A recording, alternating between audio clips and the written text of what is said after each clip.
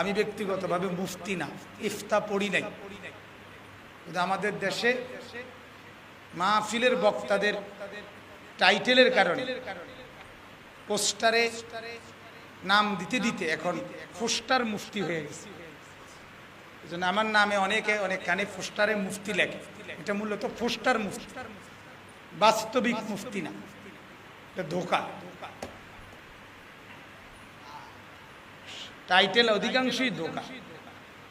আর বাকি এইটা আমার বেলায় আমি ইফতা পড়ি না, কিন্তু বলতে বলতেও বিরক্ত হয়ে গেছে এখন। কয়জনে বলি অহরহ। যাই হোক, আলহামদুলিল্লাহ আমাদের হজরতের অনেক ঘনিষ্ঠ, শায়েখের অনেক ঘনিষ্ঠ মানুষ তিনি। এবছর তিনিও হজ্জের সফরে ছিলেন, সেখান থেকেই হজরত বলছেন আজকের এই